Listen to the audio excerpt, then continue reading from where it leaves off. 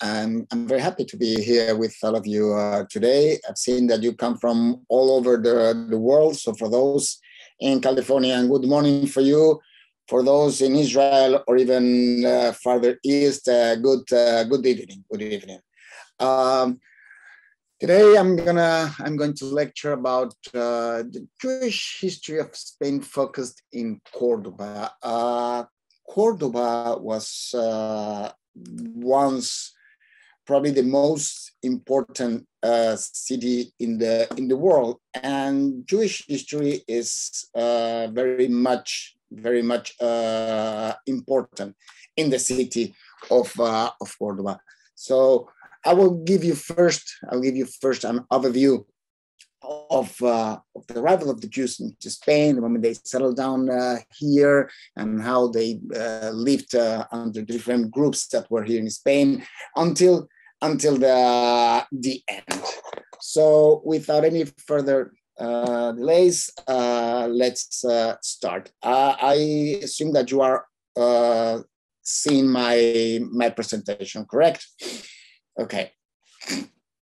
So probably the first question we need to ask ourselves is when did the Jews arrive in Spain?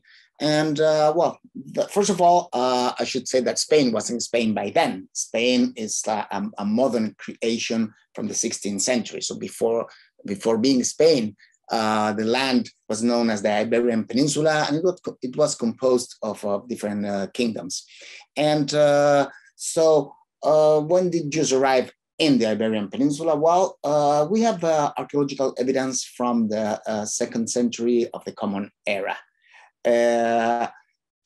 Some historians would try to trace back even to times of King Solomon, or even a little bit later after the destruction of the first temple. But the truth is that we have no evidence of Jewish presence since then. Probably there were Jews living in the southern part of the Iberian Peninsula. Probably they were trading with the Phoenicians. But to be honest, we don't have any evidence. The first evidence we have is from the 2nd century AD. And then at that time, the area was known as Hispania, and it was part of the Roman Empire. Then in the 5th century, barbarian tribes coming from Central Europe, mainly from what it is Germany, they entered in the Iberian Peninsula. There were different groups that were called the Vandals, the Alani, the Suevi, the Visigoths. They were barbarians, and they took over the place. And later, in 711, the 8th century, these Visigoths were replaced by Muslims. So this is a drawing of the first archaeological evidence to be found in the Iberian Peninsula. It was found in the southern east part of the Iberian Peninsula in a city called Adra. And it's a tombstone. It's a tombstone that unfortunately we don't have it today. It got lost about a couple of hundred years ago, but someone made a drawing of it. And we can guess probably the name of the person was a girl, Ania Salomonula, and she was, as you can see at the bottom, is written in Latin the word Jewish, Judea. So it means, I suppose it means organized Jewish life. So there was a sort of a community, and they buried their deads, marking clearly that they were Jews. We have some other tombstones, and the one on the left is quite interesting because it's even older than the other one. This goes back to the beginning of the 2nd century, and however, it doesn't say that the person buried was Jewish. We have the name. His name was Justinus Menandri, and he had been born in Shechem. At that time, the city of Shechem was known as Flavianeapolis. So it was in the land of Israel. He was born in Shechem. However, it doesn't say that he was Jewish. The religion it's not mentioned. And this man, he died at the age of 46. So this tombstone, it's preserved in the museum in Merida. And as I said, it's even older than the other one.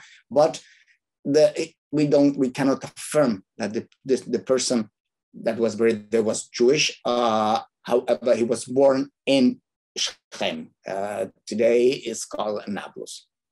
And the tombstone on the right part of the screen, it's a triple tombstone. It's written actually in Hebrew, in Latin, and in Greek. However, this is a much more modern stone and dates back to the 5th century. So clearly there was Jewish life in the Iberian Peninsula as early as the 2nd, the 3rd century of the Common Era. But not only we have archaeological evidence, we also have texts. We have some records and some texts, and the most important probably is the writings of the Council of Elvira. Elvira is a city located in southern Spain. Today it doesn't exist. It was next to the city of Granada in southern part of the Iberian Peninsula, and there was a council at the beginning of the 4th century. Historians do not exactly agree when, but it's clearly before Constantine. So probably it was in the first 10 years of the 4th century. And in this council, in this synod, a legal text with some regulations was released. And actually, the text is composed of 81 articles, and 4 of them do refer specifically to the Jews. If you see the first one, it says that Catholic girls should not be permitted to marry Jews. Or in canon number 49, it says that the landholders are warned not to allow the crops which they have received from God to be blessed by the Jew.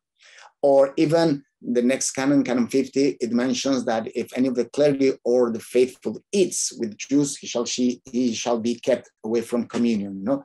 So as we can see, these are regulations intended to separate the Jews from the rest of the population. Remember that the Roman Empire is still pagan. It is not a Roman Catholic yet. It'll be Roman Catholic in a few years, but not yet.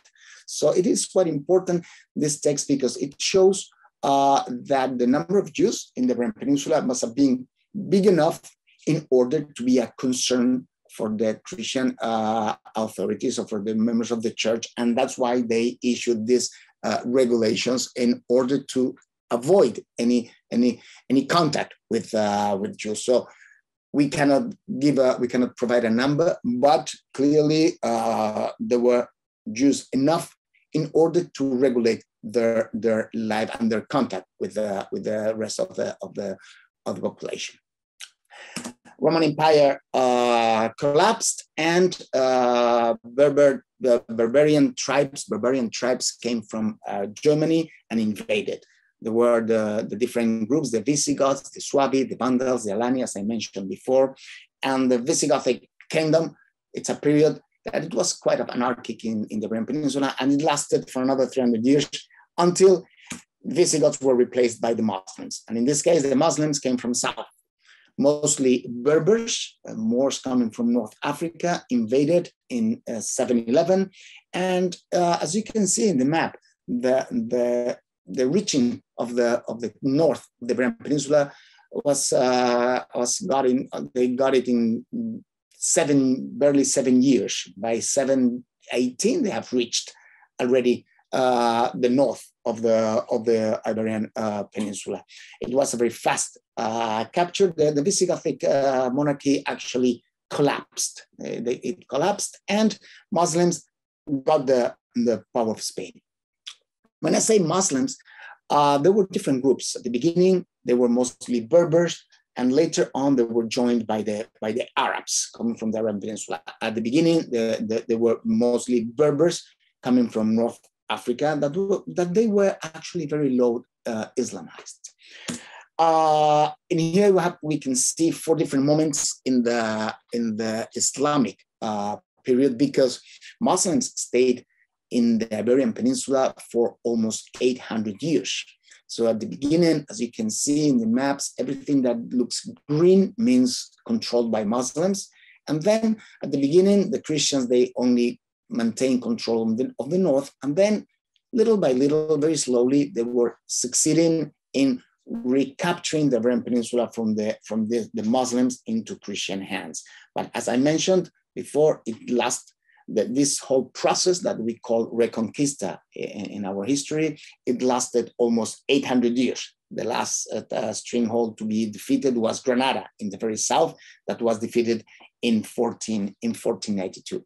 So we actually were under Muslim control for almost 800 years.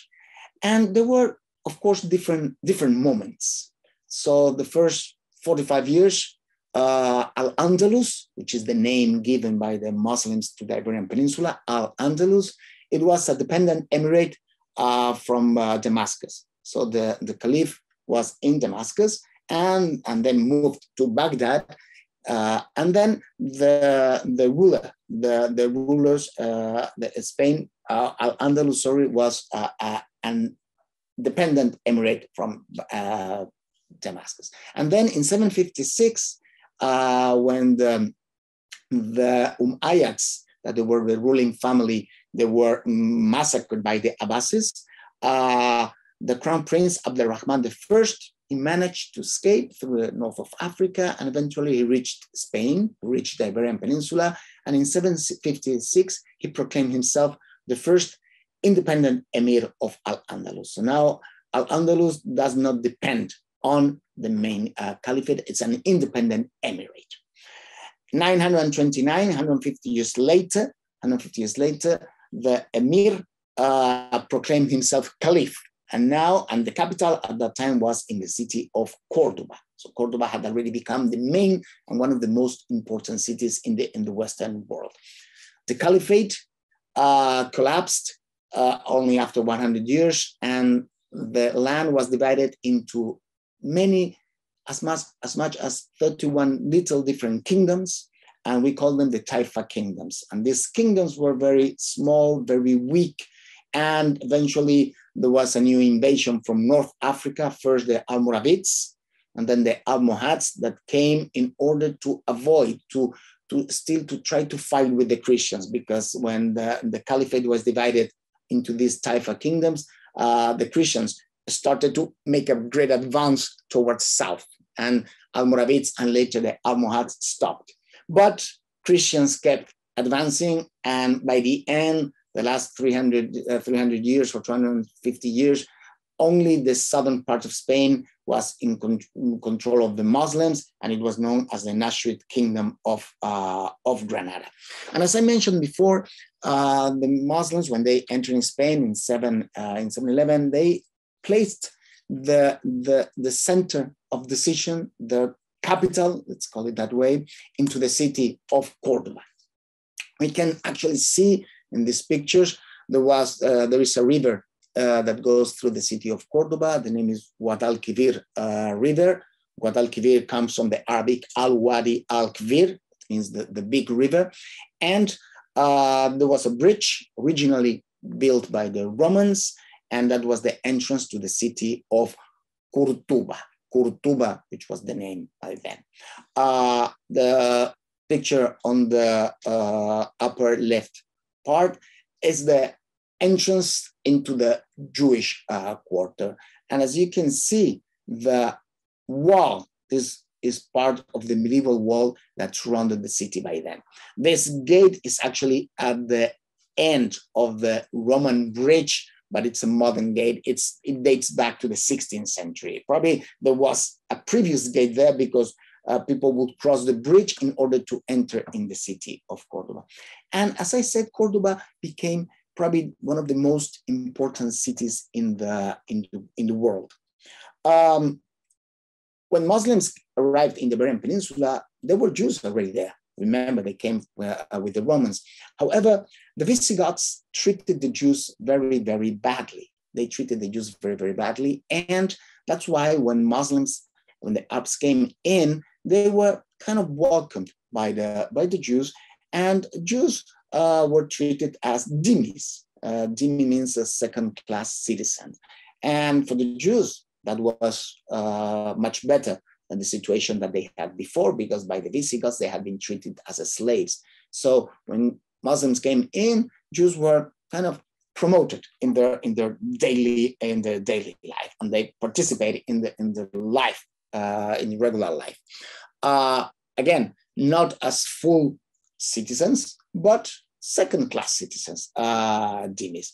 And Córdoba started to grow and became, as I said before, one of the most important cities in the Western world. According to some of the records, number of inhabitants in Córdoba could have been up to 500,000 people, which I think is too exaggerated, but we know that it was not only a big city, but very advanced. We know that there were plenty of libraries in the city of Córdoba. Libraries, I'm talking in the 10th century, when there were no printed books, everything were manuscripts, right? So when I say 70 libraries, you have to imagine that there were a lot of manuscripts to fill in those 70-something libraries that, according to the records, existed in the city of Córdoba. Or, for example, the Muslims, the Arabs, they installed a system of pipes all throughout the city, which was very advanced by that time. And as the city became much more important, the ruler, the Emir Abdel-Rahman III, he proclaimed himself the Caliph. The Emir was the political leader, and the moment that he proclaimed himself the Caliph, now he's also the religious leader. And for that reason, he decided to build a palace outside the city. And he actually built a whole city to be his palace. It's known as Medinat Azahara.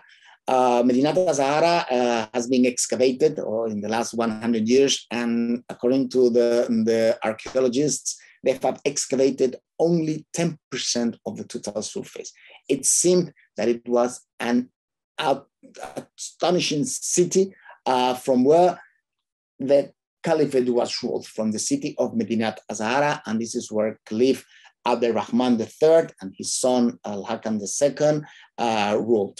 Unfortunately, Medinat Azahara lasted only 100 years, and it was destroyed in the year 1013 by Berbers. Here we can see one of the most beautiful buildings that you can imagine, which is the Mezquita, the mosque that was built in Córdoba. And at that time, it was the largest mosque in the world. Later on, when the city was recaptured by the Christians, the mosque was transformed into a church. However, it maintained most of the decorations. So the pictures that you are currently seeing are real actual pictures from nowadays, where you can see that despite being a cathedral, it is the decoration, it's still as a mosque. And these are some of the evidence of Jewish presence in Córdoba that we have. The first one is actually it was not found in Córdoba itself, but in a city about 50 kilometers away from Córdoba that is called Lufena. Is the tombstone of Rav Amicos. Rav Amicos lived in the city of Lufena. But the picture of the tombstone underneath, this one I'm pointing now, it's a tombstone of Yehuda Bar Akon. And he passed away around the year 845 of the Common Era. So already in the 9th century, there was an important Jewish presence, and we even have some archaeological evidence of that. And the funerary column, it is currently today inside a church in the city of Córdoba. And it says that the inscription is not very clear, but it seems that it says the name of the person was Meir, was the son of a rabbi whose name started by G, and then it says, may his soul rest in eternal life. And as I said, this column, which probably comes from a tomb, is located today in the city of, in a church, in the church of Saint Michael in the city of Córdoba. This is a map is a map of the Jewish quarter in Córdoba. It is difficult to say numbers, but it is estimated that between 20 and 25,000 Jews might have lived in Córdoba in the 9th and 10th century, which is quite a significant number. And this is the area where the Jews were located, which is inside the wall. The wall would be here. You can see here Puerta de Almodóvar, that was the main entrance into the Jewish quarter. And this would have been the Jewish quarter, which was located between the wall and the mosque, between the wall of the city and the mosque. And Córdoba, as I said, it became a center of knowledge. Some historians started to, in the 19th century, started to refer to those years, the 10th and the 11th and the beginning of the 12th century, as the golden age of Spanish Judaism.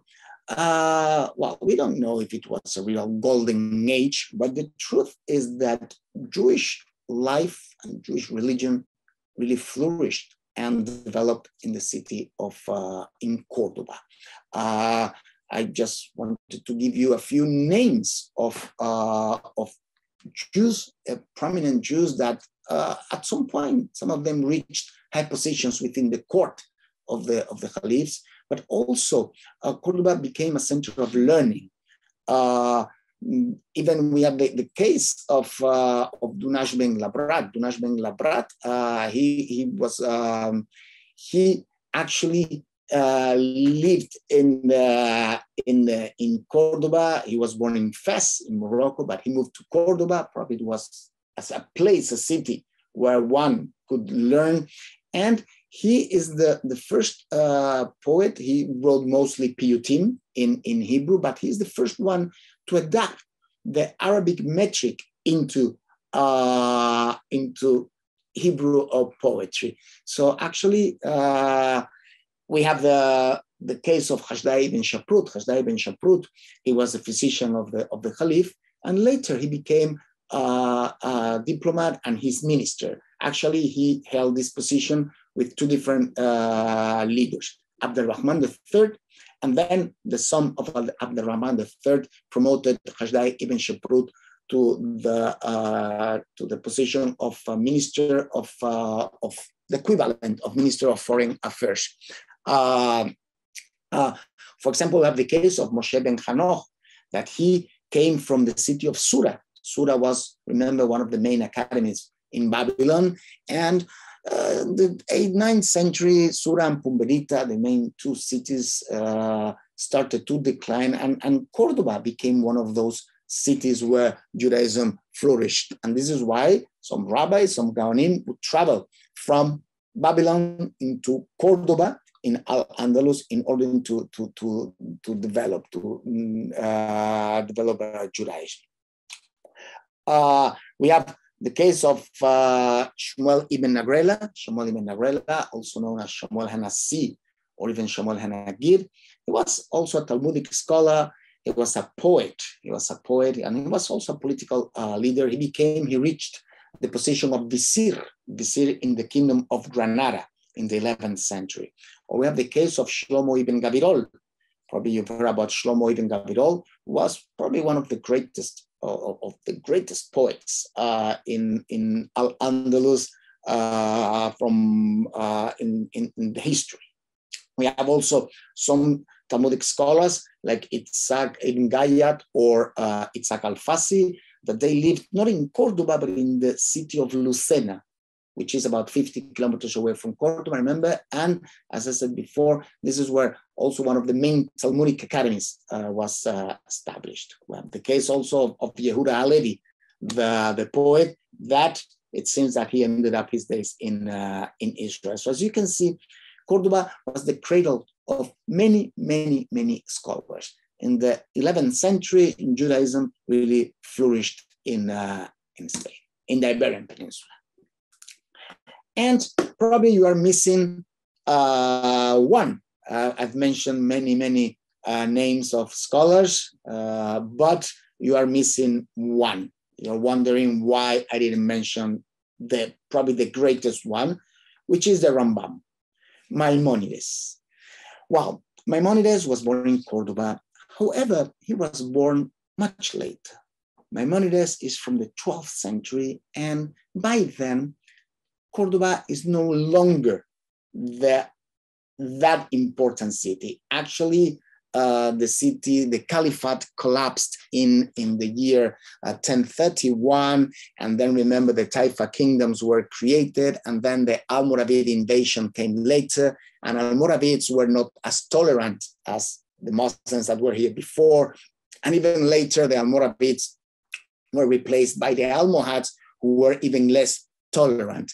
Therefore, even this period that we call the Golden Age is already over, or is about to finish when Rambam was born.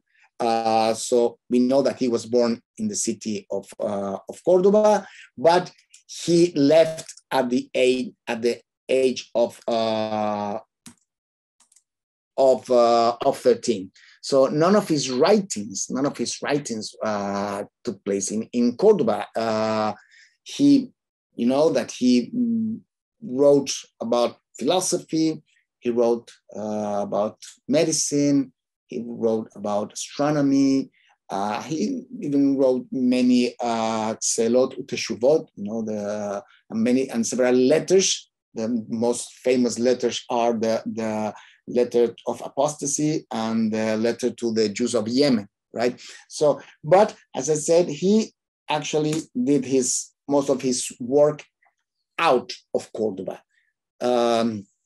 According to the information we have, he was born in 1135, but he left at the age of 13 of 1148. And he first went to the city of Fez in Morocco, where he lived for several years. That's where he became a physician, because he was a physician. And then from Fez, he escaped in the year 1165, and he ended up living in Jerusalem. It's not a good time to be in Israel. It's the time of the Third Crusade, and eventually the Rambam left Jerusalem and settled down in the city of Fostat, which is the old city of Cairo. And this is where he really made most of his life, and he wrote most of his books. And also he became a very important physician. He was also the head of the Jewish community in Egypt, and he eventually he died only at the beginning of the 13th century, after writing many different books in many different subjects, and most of his books and his works were written in Arabic. Don't forget that Arabic was his mother tongue. He mostly wrote in Arabic. The Rambam was actually the first person in Judaism, or one of the first ones, trying to combine faith and reason, right? Which was not, this approach from philosophy was not something which was accepted for everyone, right? So even after his death, some of his books were burned because not all the Jews did agree with this approach to Judaism from a philosophy perspective. All this, he actually developed the thesis of Aristotle, and he gave this approach to Judaism, which, as I said before, was not largely accepted. However, today Maimonides is very, very well accepted, and even we say what I wrote at the bottom: Moshe ad Moshe lo kan ke Moshe. So from Moses, Moshe Rabbeinu, until this Moses, Maimonides was not other Moses. This is how we treat him today. And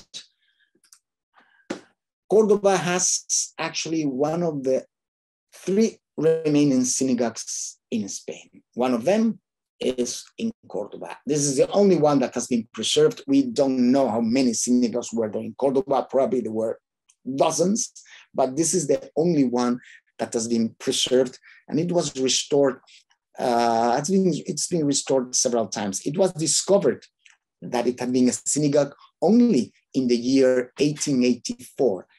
Why? Because after being a synagogue, it had many other different uses, and it was only in the year 1884 when the Hebrew inscriptions that you can see around the gates were found, and this is when it was proved that it was a synagogue, and it was then restored. So today it can be visited. It's actually the second most visited monument in the city of Córdoba, and as you can see, the decoration is wonderful.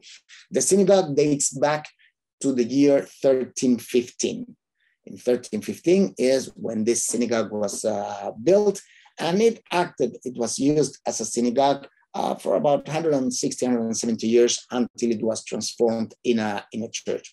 The synagogue was later turned into a church, and that's why we see the cross in this wall. So actually this cross is facing west. The Haron HaKodesh was facing east, so they made the cross, the Christian cross, to face west.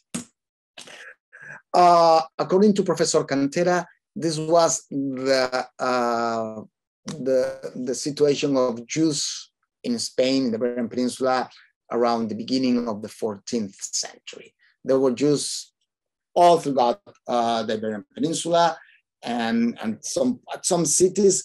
Córdoba had lost part of its importance when it was recaptured by the Christians, but in some other cities, still Judaism really developed. And by the beginning of the 14th century, there were as many synagogues as you can see in this map. However, the 14th century is no longer a good moment for the Jews.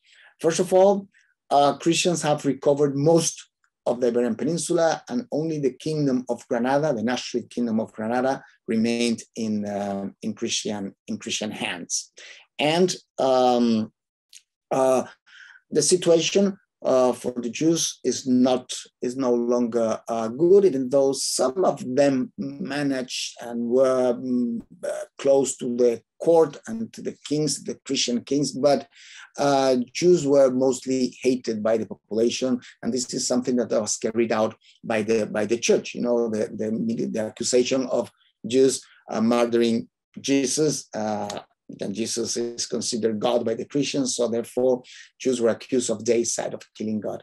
So most of the Spanish population is already Catholic, and the attitude toward the Jews is quite bad.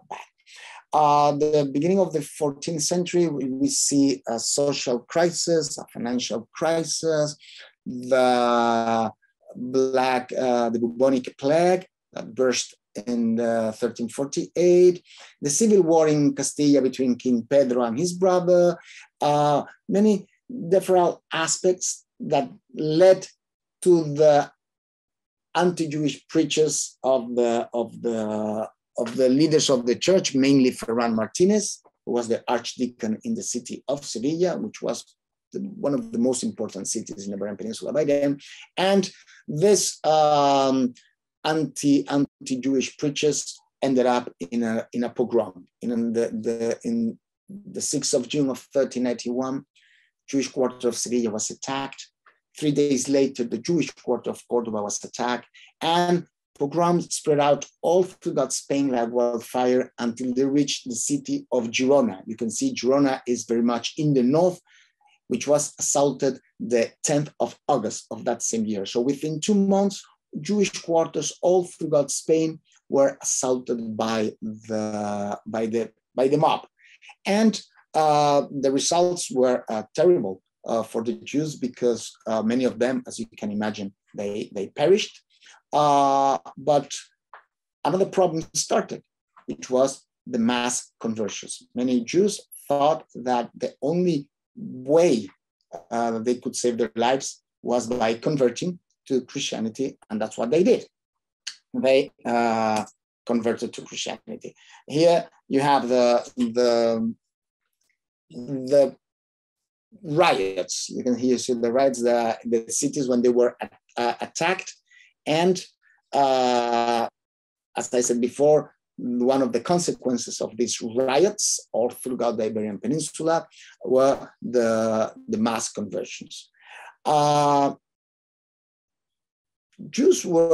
Conversos were never accepted by the Christian population. Of course, the church accepted them because they had baptized. However, the population never really accepted the conversos, and they were started to be referred as new Christians. Christians would start to call themselves old Christians. So for an old Christian, a new Christian was someone to be put on hold to verify if the conversion is sincere or not. So actually, conversos, even though they had to give up the religion, they were never fully accepted by the Christians. So for them, and of course, the moment that they had converted made them Catholic, therefore they were not able to go back and reconvert to Judaism because the church would not permit this.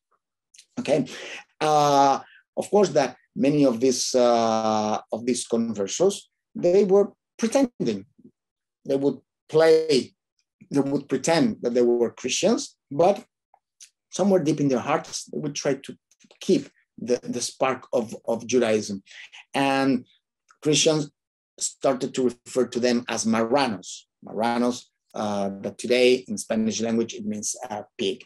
Okay, we say crypto-Jews or anusim. So the converso population is growing, and they are not accepted by the Christians. And many of them, as I said before, are accused of practicing Judaism in secret, which is considered a heresy. So eventually, 1478, Isabel, Queen of Castile, and Ferdinand, King of Aragon, decided to ask permission to create the Spanish Inquisition. So they requested the Pope to create an Inquisition, which was settled down to check, to verify the sincerity of the conversos.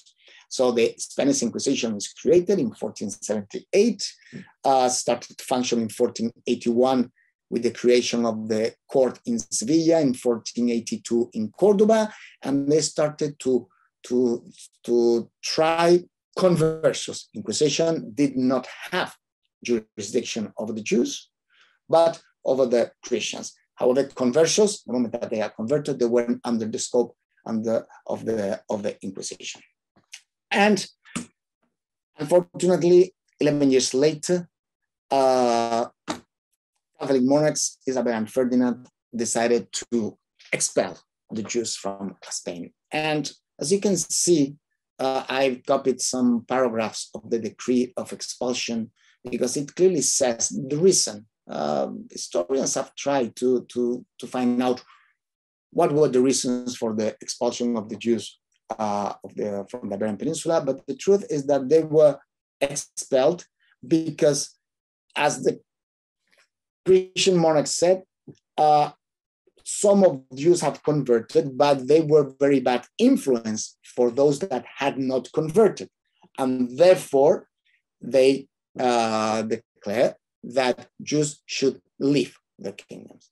So actually, at this point, there were only two possibilities. One was to convert, and the other one was to leave.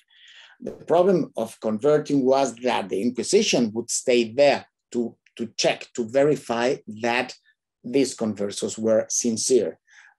Just a small detail, Inquisition lasted in Spain until the year 1834. The Inquisition lasted here for over 350 years. And Jews, where did they go? Where did they go once they were kicked out from Spain? Well, most of them went to Portugal. It's easy to understand. It was the easiest place to be reached. Some of them went North Africa to Morocco, and some others went towards east to the Ottoman Empire, which is a place where some of them found refuge and they were accepted. Jews didn't come back to Spain until mid-19th century.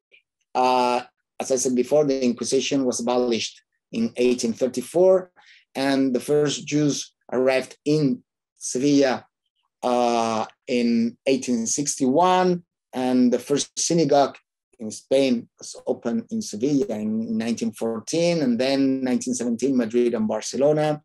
And then it was only in 1967 when Franco promulgates the law for freedom of religion. And only in 1969 is when the decree of expulsion is officially abolished. Nowadays, there are approximately 30,000 Jews living in Spain. There are no Jews, there is no Jewish community in the city of Córdoba, which was once probably the main community in the Iberian Peninsula. Unfortunately, today there is no Jewish community in the city of Córdoba. There are Jewish communities, synagogues in the city of Torremolinos, in Sevilla, in Malaga, in Marbella. These are the communities in southern Spain, and of course, in the main cities like Madrid and Barcelona. But today, unfortunately, there are no Jewish community in the city of Córdoba. And this is it. This has been my presentation, and I am open to all the questions that you may have. Thank you very much, Moisés, for this really wonderful, very also emotional lectures. Yes, we do few questions, which I will read now.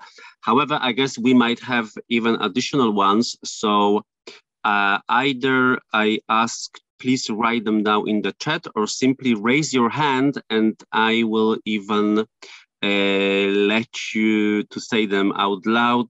I think it will be easier.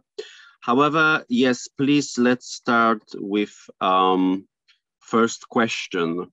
Somebody, Nathan Levin asked, what about Abraham ibn Ezra, who is considered even to this day as a leading commentator of Tanakh?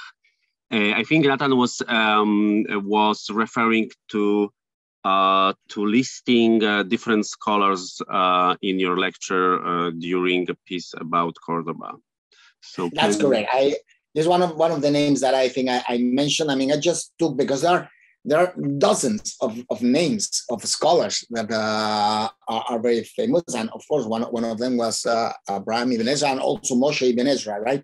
And they all lived in the 11th, 12th century. And but as far as I remember, he was not in Córdoba, and that's. But I'm not sure. I mean, but of course he's one of the leading commentators on the Tanakh, as Mr. Levin says.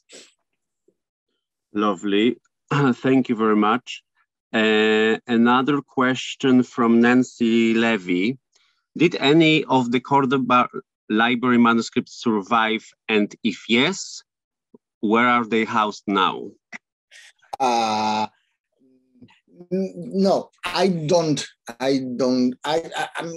that familiar with that, but I'm afraid that there are no manuscripts that had survived, because Córdoba unfortunately was attacked in the year 1013, and it was completely destroyed. The city of Córdoba, after being the most important city in the Western world, was destroyed, and nothing was left. The city of Córdoba, and actually Córdoba did not recover from that. So, and unfortunately, we have no documents we have no parchments or documents from that time. Fortunately, we don't. Okay, thank you. Additional question from Jorge Perez de la Lara, if I pronounced it correct. I'm sorry if I'm mistaken. The question: how large is the Jewish community in all of Spain today? Okay. According to the Ministry of Justice, I think they are the ones that keep this information. And the figures provided by them, and according to the Jewish Federation, is 45,000 Jews. To be honest, I don't think that there are that many. I think that the real number goes perhaps to 30, perhaps 35,000 Jews in the whole of Spain nowadays. Okay, thank you. And relating to this, we have another question, quite similar. Related to this by Robin. Do you know how many Jews have been able to claim their citizenship since 2015? Well, yes.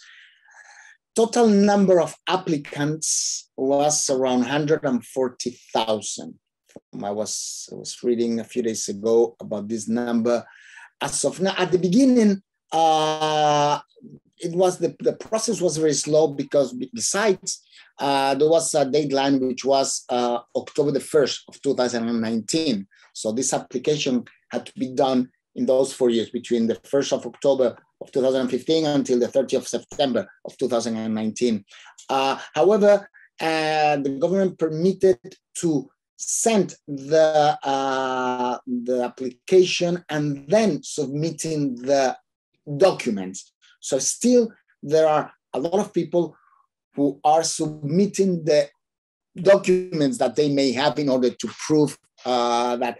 I think that numbers are today like 24,000 have obtained the nationality, but there are still 90,000 files that haven't been solved out of all the applications that were submitted before the deadline of the law.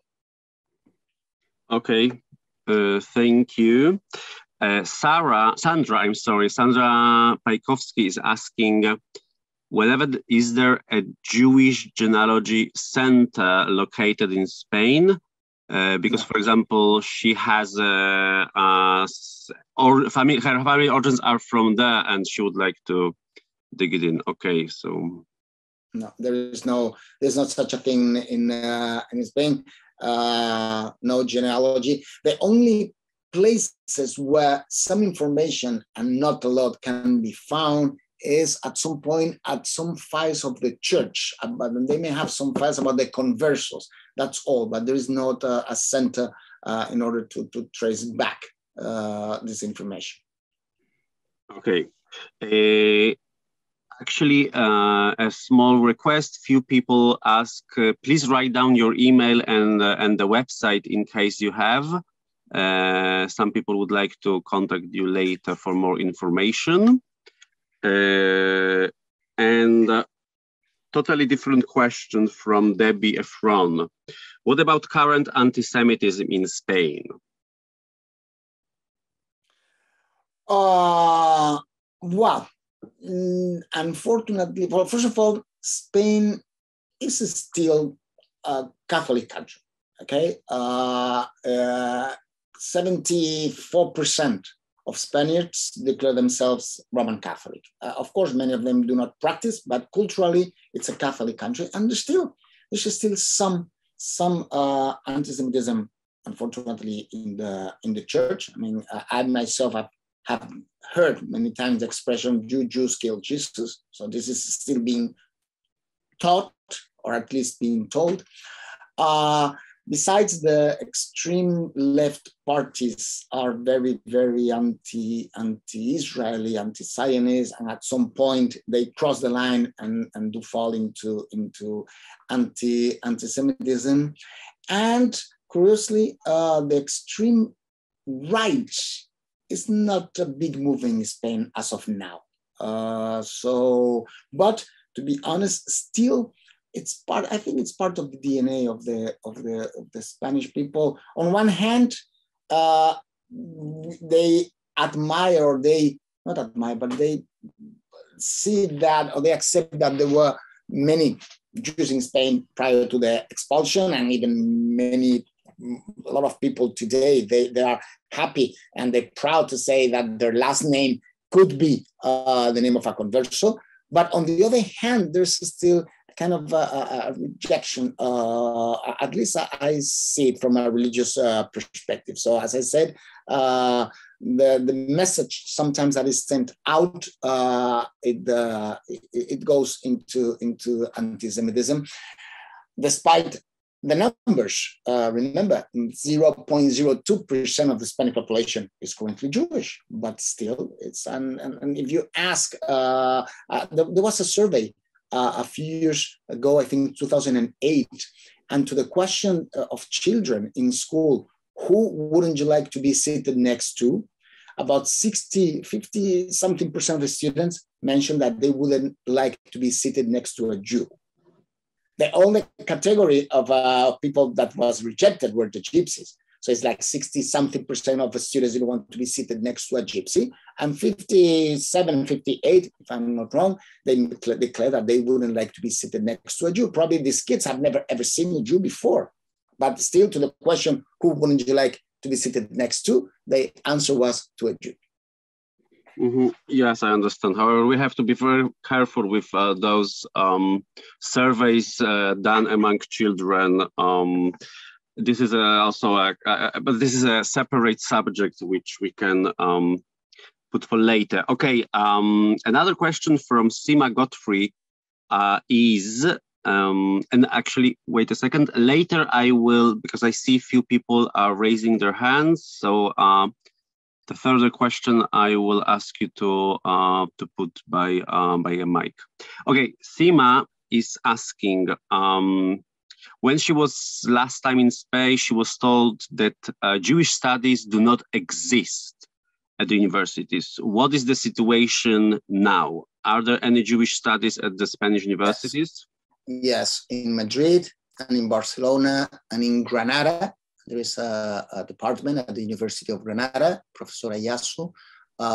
So there are some, not a lot, but still you can study Jewish studies, you can study Semitics, and yes, there are some Jewish studies at the university now. Okay. Okay. Let me ask, because I'm reading here a question from Irene Lancaster saying Spain did not allow Jews to practice their religion until late in the reign of Franco, who died in 1975. That's correct. So there was no freedom of religion. However, Jews were permitted or tolerated to meet. And in fact, my parents lived in Spain.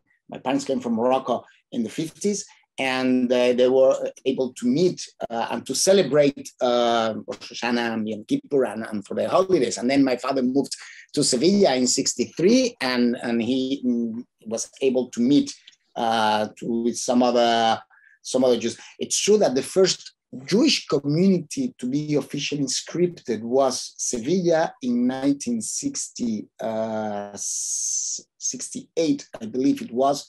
The moment that freedom of religion was granted, and then the main synagogue in Madrid was started to be built in 1968. So Jews were, during Franco, Jews were, I would say, tolerated. I mean, it was known, and for example, the museum, the Sephardic Museum of Toledo, was inaugurated, I think, in 1961. So it's an acknowledgement of that there were Jews here, and they even opened a museum. And it's true that, as this Mr. Lancaster says, when they say that we were to the synagogue in Madrid and they were scared to let us in as a fellow Jew. Wow, we unfortunately, due to security, we need to verify and confirm who's going into a synagogue. But I think that's the situation not only in Spain but all throughout the world, right? So it's not that bad. Okay, thank you very much. Additional question, actually. Gali Chasler is asking whenever you could say something about Jews who left for migration together with Columbus to the New World. Do you know anything about this? Okay. Well, Columbus left the 3rd of August of 1492, which was a day after the deadline. Jews were given 120 days to depart from sin. First, they were given 90 days, and then the period was extended since the decree was not published officially until I think was the 23rd, 24th of April. So they added and some extra time. So actually, that was the moment. And it's true that some people went with Columbus. Some Jews tried to get rid here, and for them, a possibility was to go in one of the three ships. That's true, but they were probably not as Jews, but as conversos. Okay, not probably as Jews, but also we have to keep in mind that it was the moment that after that date, to be in Spain as a Jew was against the law, and the punishment was death in those cases. Okay? Mm-hmm. Okay, lovely. Thank you for this answer. Additional question from Susan. Can we estimate how many Spanish current populations has some Jewish blood in their veins? Is it anyway somehow measurable?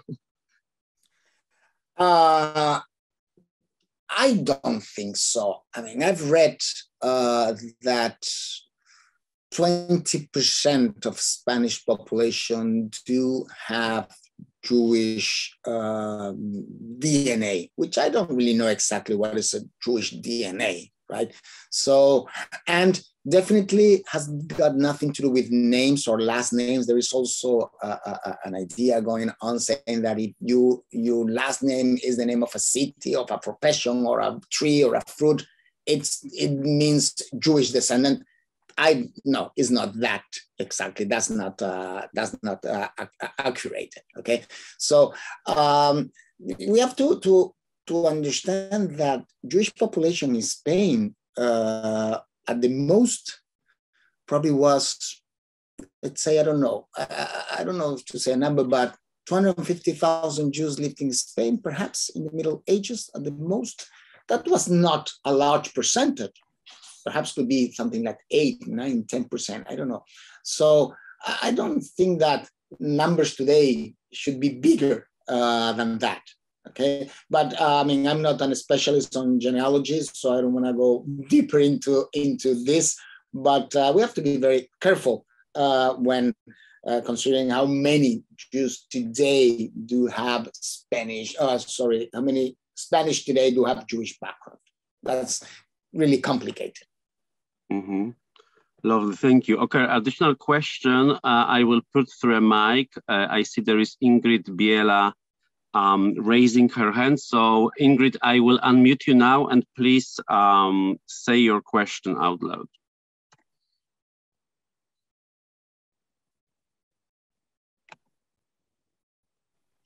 Ingrid.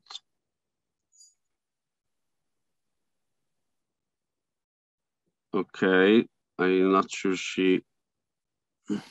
you can ask your question, but please unmute yourself.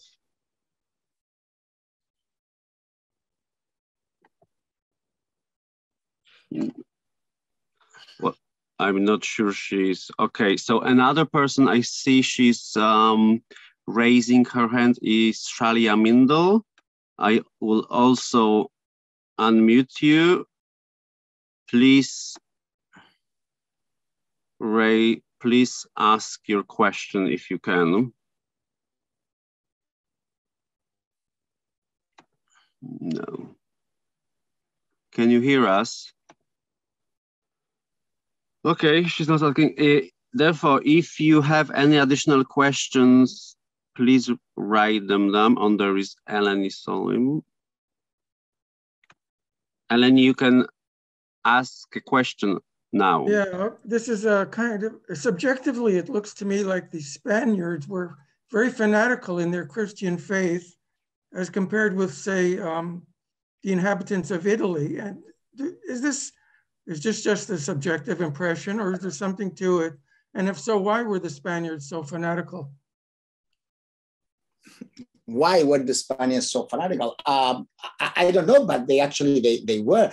Not in vain, Isabel and Ferdinand decided to call themselves the Catholic monarchs, right? Because they tried to spread out Catholicism as a true faith. And this is something that is maintained over the years. As an example, I can tell you that the first liberal constitution that we had in Spain, that it was issued in 1812, it mentions that Roman Catholicism is and will ever be the official religion of Spain as the truth one. And this is 1812. Okay, so tradition and even the whole idea of Reconquista is taking back Spain, which was Christian. Then the Muslims came in, so we had the right to get to throw them away to get it back. So it's a whole idea, and that Spain has been Christian since 2,000 years ago, right? Since the beginning of Christianity, and it has maintained such a characteristic. So it is true that it is a very, as I said before, Catholic country. Perhaps today not that much religious, but culturally it is. Okay. Thank you for very much also. Actually, there is Sandra asking a question, but I lost it. So if you see it, please answer. And if not, Sandra, please resend. I can't find your question at the moment. Okay, Ingrid, I will try to unmute you again, and please unmute yourself if you wanna ask a question. In the meantime, let me ask, there is another question here, Mrs. Esther Berezin. Says, didn't Spanish Jews go to the Netherlands? Yes, but they didn't go straight, but through Portugal. So many of the Jews, it's estimated that half of the Jews that left Spain in 1492 went to Portugal. It's true that they were asked to pay a large sum of money in order to get to Portugal. And then 4 years later, Princess Isabel, one of the daughters of Isabel and Ferdinand, she is about to marry with King Manuel I in Portugal. And one of the conditions that Princess Isabel stated was to expel the Jews from Portugal. However, King Manuel had not in mind the idea of expel the Jews. So in Portugal, actually, it was almost impossible to live, and all the Jews were forcibly converted. Okay. However, there's no Inquisition in Portugal until 1536. Okay. So for the first generation, it was a little bit more simple than in Spain to practice in secret, because there was not an Inquisition to persecute and to eventually burn you on the stake for practicing Judaism in secret. So it's a new generation, the one that really goes to the Netherlands, the moment that the Inquisition settled down in Portugal. And now many of the Jews in Portugal moved to the north part of Europe and they settled down in the Netherlands. And that's why the Sephardic Jews in the Netherlands are called the Portuguese. They're not called Sephardic, that means Spanish, but Portuguese, because actually they were coming from Portugal, but many of them had come from Spain before. Okay, thank you for this explanation. Another question from Nicole Brown. Was there a center of Jewish life in Portugal for a long period prior to the expulsion?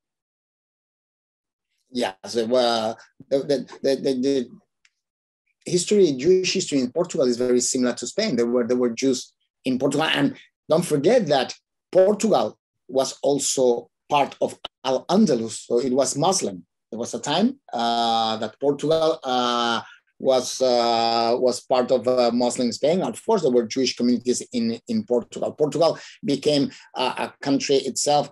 I think it's like the beginning of the 13th century, end of the 12th century. It was a county, and then the count proclaimed himself the king of Portugal, something like that, and it became independent. But there was the story is quite similar to of the story of the Jews in Spain. Okay, thank you. Another question, Nicolas Restrepo. Is a Jewish ritual slaughter permitted in Spain nowadays? Yes, it is. Yes, it is. So once in a while, someone protests. They do the same with the Muslims. They say that halal and kosher can be wild for the animals. But as of now and so far, there are no problems in slaughtering in a kosher way. So there is kosher meat that is produced in Spain. Okay, I think Sandra Cohen repeated her question. So the question is, why would Jew want to have a citizenship? I mean, I think she gets citizenship of Spain. Who would benefit in any way out of that?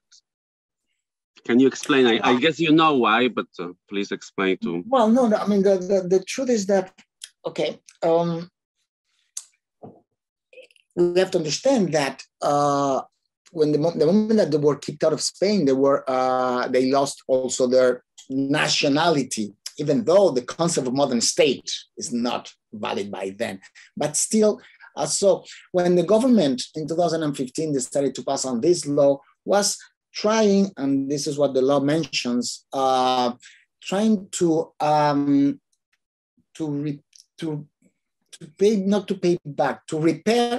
repair a mistake that was done 500 years ago. So today, the Spanish government accepts that kicking the Jews out of Spain in 1492 was a historical mistake, and therefore the descendants of those Jews whose nationality was taken away because of the expulsion, they can return back and claim their nationality back. So the intention, it's more as something is to repair a historical mistake.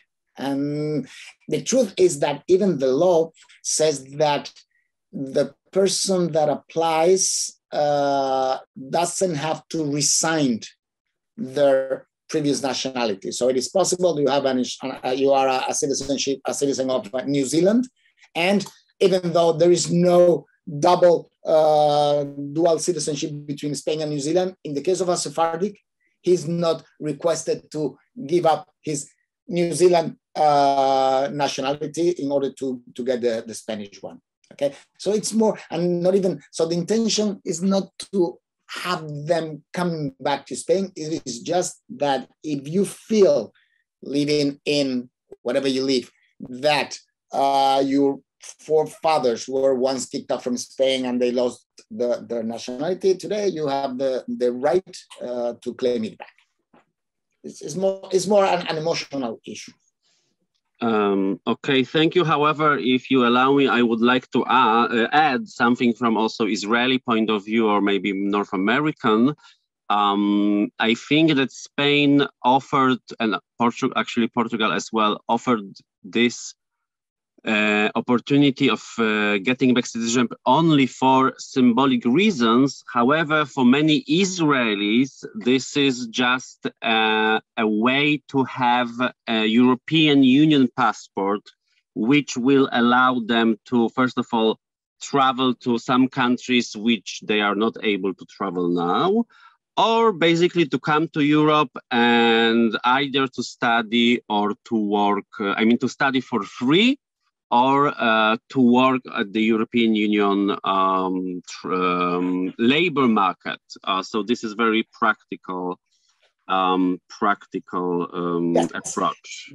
Definitely, but it was not the intention. I mean, when this was done, when the law was passed on, the intention was not to make easier for those who wanted to come to any country of the European Union to do so, even though today it has become a possibility. So as you said, the moment that you get a Spanish passport, you are entitled to travel all throughout the European Union.